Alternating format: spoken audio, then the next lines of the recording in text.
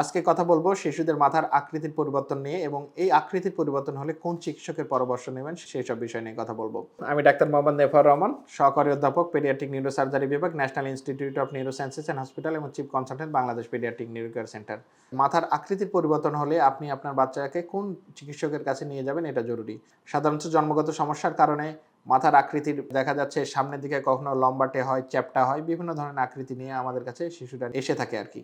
কারণ মাথার আকৃতিতে সমস্যার কারণে আমরা বিভিন্ন বাস্তব অভিজ্ঞতায় যেগুলো পেয়ে থাকি, দেখা যাচ্ছে বাচ্চার বাবা মা যেহেতু শিশুদের সমস্যা সেহেতু তারা কোনো শিশু বিশেষজ্ঞের কাছে নিয়ে যায়, অথবা দেখা যাচ্ছে কেউ শিশু সার্জনের কাছে নিয়ে যায়, অথবা কেউ আর একটু বেশি হয়তো বা একটু এটা নিয়ে পড়ালেখা করলে দেখা যাচ্ছে মাথার সমস্যা শিশুদের মাথা নিয়ে কাজ করে এমন কোনো ডক্টর যেমন পেডিয়াট্রিক নিউরোলজিস্টের কাছেও নিয়ে যায়। কিন্তু আসলে এই রোগের প্রকৃত চিকিৎসককে এটা জানা জরুরি। ক্রেনিওসাইনোস্টোসিস একটি জন্মগত একটি বিরল রোগ। এই রোগে হলে শিশুদের মাথার হাড্ডিগুলো বয়সের আগে জোড়া লেগে যায়।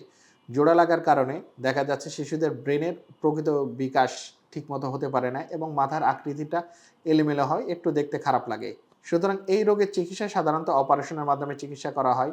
অপারেশনের আবার একটি নির্দিষ্ট সময়কাল আছে। সাধারণত 18 মাসের পূর্বেই এই রোগের চিকিৎসা করতে হয়। 18 মাসের পরে যদি এই রোগের চিকিৎসা করা হয় সেক্ষেত্রে কাঙ্ক্ষিত ফলাফল পাওয়া যায় না।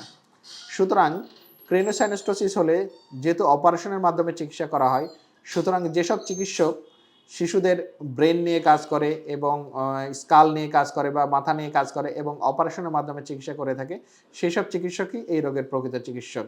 একজন পেডিয়াট্রিক নিউরোসার্জন শিশুদের ব্রেন নিয়ে বা মাথা নিয়ে কাজ করে থাকে এবং অপারেশনের মাধ্যমে শিশুদের মাথার সকল প্রকার চিকিৎসা করে থাকে। সুতরাং ক্রেনিওসাইনোস্টোসিস রোগের বা মাথার আকৃতির পরিবর্তন হওয়া রোগের একজন প্রকৃত চিকিৎসক হচ্ছে একজন পেডিয়াট্রিক নিউরোসার্জন। আপনি যদি পেডিয়াট্রিক নিউরোসার্জন ছাড়া অন্য কোনো ডক্টরের কাছে নিয়ে যান, যে সমস্যাগুলো হতে পারে, প্রথমে তো কোনো একটি ডক্টর দেখে বলবে যে না এটা স্বাভাবিক, এটা কোনো সমস্যা না, অথবা এটা একাই ঠিক হয়ে যাবে। এই ক্ষেত্রে অথবা বিভিন্ন ধরনের পরীক্ষা নিরীক্ষা দিবে। এক্ষেত্রে কয়েকটি বিষয় ঘটতে পারে। একটি আপনার সময়ের অপচয়। আপনি সঠিক সময়ে আপনার শিশুর চিকিৎসা নিতে ব্যর্থ হতে পারেন। কারণ যেহেতু বইপত্রে বলা আছে ক্রেনিওসাইনোস্টোসিস হলে একটি নির্দিষ্ট সময়ের মধ্যে চিকিৎসা করতে হয়।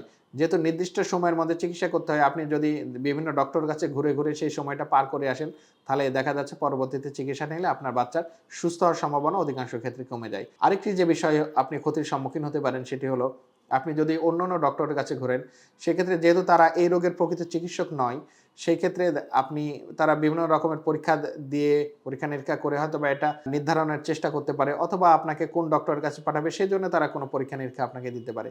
সেক্ষেত্রে একটা সময়ের অপচয় হবে এবং আপনার অর্থের অপচয় হবে। সুতরাং আপনি অর্থ এবং সময়ের অপচয়ের মধ্যে পড়তে পারেন এবং সঠিক সময়ে আপনার বাচ্চার চিকিৎসা নিতেও বিলম্ব হতে পারে। এই কাল বিলম্বের কারণে আপনার বাচ্চার ক্ষতি সাধন হতে পারে। সুতরাং আপনি যদি জানেন ক্রেনিওসাইনোস্টোসিস রোগ সম্পর্কে এবং এই রোগের প্রকৃত চিকিৎসক সম্পর্কে, তাহলে আপনি সঠিক সময়ে সঠিক চিকিৎসককে নির্ধারণ করতে পারেন। আমরা সাধারণত একটি কথা বলে থাকি, সঠিক সময়ে সঠিক রোগের জন্য যদি সঠিক চিকিৎসক নির্ধারণ করা যায়, তাহলে শিশু সুস্থ হওয়ার সম্ভাবনা অধিকাংশ ক্ষেত্রে বেড়ে যায়। সুতরাং ক্রেনিওসাইনোস্টোসিস রোগ হলে কালক্ষেপণ নয়, দ্রুত আপনার শিশুকে একজন পেডিয়াট্রিক নিউরোসার্জনের কাছে নিয়ে আসুন। উনি এ বিষয়ে দক্ষ, অভিজ্ঞ এবং সমসাময়িক জ্ঞানের অধিকারী এবং এই বিষয়ে ওনার দক্ষতাকে সর্বোচ্চ বলে ধরে নেওয়া হয়। ভালো থাকুক আপনার বাচ্চা, সুস্থ থাকুক আপনার বাচ্চা, সুচিকিৎসায় সুন্দর আগামী, এই প্রত্যয়ে বাংলাদেশ পেডিয়াট্রিক নিউরো কেয়ার সেন্টারে পথ চলা।